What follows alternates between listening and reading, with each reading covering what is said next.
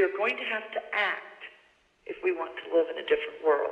It's been a long time since we've had a new Command & Conquer title to play, 10 years to be exact. The original release of Command & Conquer helped to set the standard and popularize the RTS genre. When EA first dropped the announcement for Command & Conquer Remastered Collection with Kane announcing his return, I was pretty excited to see what they would do with this nostalgic title. Hey guys, I'm Obi with Obi Gaming, and in today's video we are going to be taking a look at and trying to answer the question, is Command & Conquer Remastered Collection worth your time, with our in-depth review. From the moment we heard these words, "Welcome back, Commander," we knew we were going to be in for a nostalgic ride. The Remastered Collection covers the original Command & Conquer and Red Alert and all 3 DLCs. Both are similar but diverse titles, but what both does right is the absolute mayhem that comes with commanding and conquering.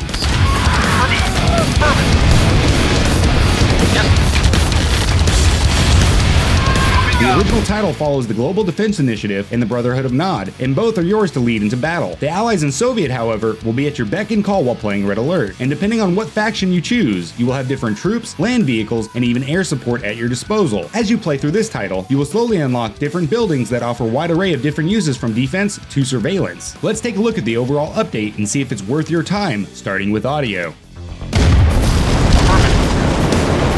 Affirmative.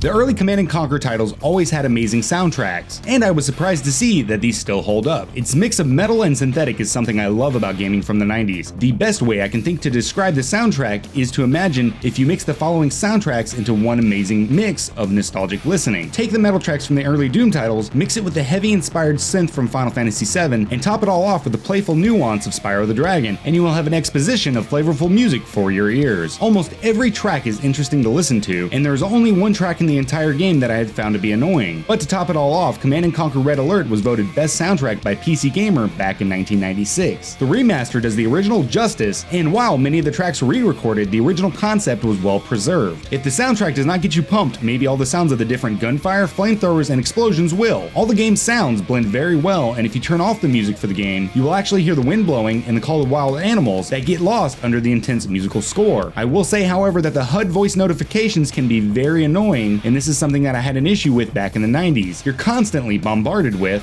building, construction complete. And the same goes for yes sir, affirmative, moving out, affirmative, yes sir, moving out. But luckily, if you look in the game's options menu, you will find a volume meter which allows you to turn this down or off completely. Moving on to gameplay. I've got a present for you.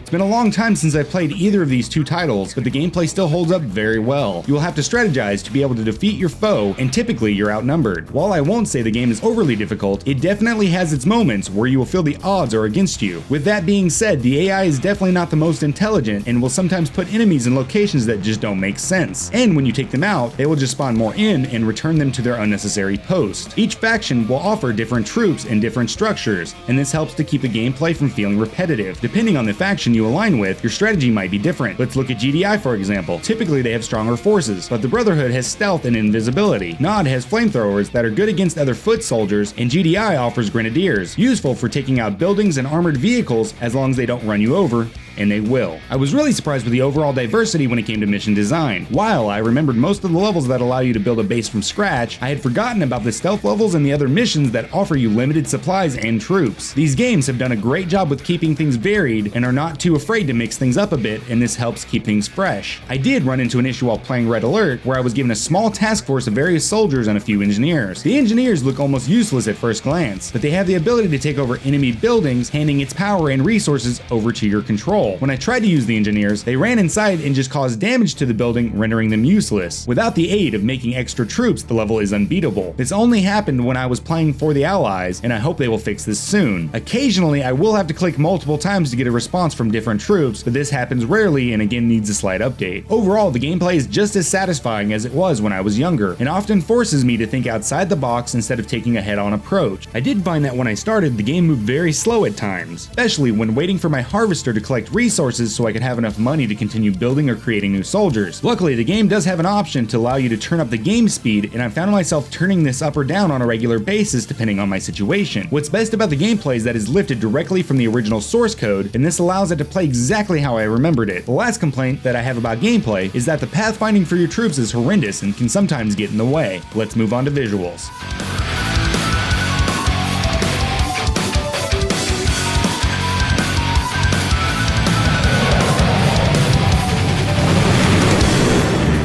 notice major differences when playing the remastered versions of these titles. I can honestly say that I'm glad the developer kept the original designs and just updated the resolution, leaving the original vision intact. Overall, the game looks amazing, and does justice when I remember looking back with nostalgic tinted eyes. Each faction offers different buildings visually, and this helps define each personality. Even the overall design of the two separate titles is visually different, as Red Alert is set before the rise of the GDI and the Brotherhood, offering things you would see back in the 40s, but with a sci-fi twist. And the same goes for the original title, as it's set closer to current day, but again with more of a sci-fi inspiration. So C&C is notorious for using green screens during their mission briefing sequences, and I'm glad to say they use the original footage for these as well. They do look a little rough around the edges, but I'm not going to complain about this. If they were to reshoot, it would lose some of the charm the original titles offered. I will, however, complain about the full motion video sequences that make up for the game's cutscenes. While these looked amazing back in the 90s, even with the updated resolution to 4K, these are really hard to look at and are often a blurry mess. While they stand to help remind us of how far gaming has come in the last 25 to 30 years, I do wish they would have recreated the FNV for this remaster. You can expect the acting to be a little off during the mission briefing sections, but again remember, these games were made back in the mid-90s. While these two titles may have a few visual, audio, and gameplay hiccups, I feel it's definitely a title worth investing into. It offers diverse gameplay for an RTS title, and each mission you get under your belt feels like a success. The game does not spoon-feed and has a quick learning curve. I really enjoy being able to see the stories from the different angles of each faction, and this helps to keep things fresh not only for the story, but also the gameplay. I was surprised to see that the overall two titles still stand up very well and have received the remaster it deserves. If you find yourself getting bored, the game does offer online competitive play as well, where you can match your skills and wits as a commander against the various players around the world. The visual upgrade is very appealing, keeping a strong hold on the original design. Even with a few gameplay hiccups, it's definitely a title to look into. The game is currently available on Steam for $20, but unfortunately, we have not received word about the console titles and whether they would be receiving a remastered version. Alright guys, that's all I have for this review of Command & Conquer Remastered Collection. Now I want to know, did you ever play the original versions? Are you thinking about picking up the remaster? Let me know down in the comments. Hey guys, if you're familiar with our channel, then you know that we typically put out a new video every Friday. Next week, I will be out of town and might miss our weekly deadline. I will try to get another video finished this week, but I'm not making any promises, and I hope that you will understand. If we do miss, however, we will be returning to our normal scheduled content on Friday the 26th. Also, before we wrap things up, I want to say that you can join us on Twitter, Facebook, and Discord by clicking the link down in the description. Until next time, this is Obi, signing out.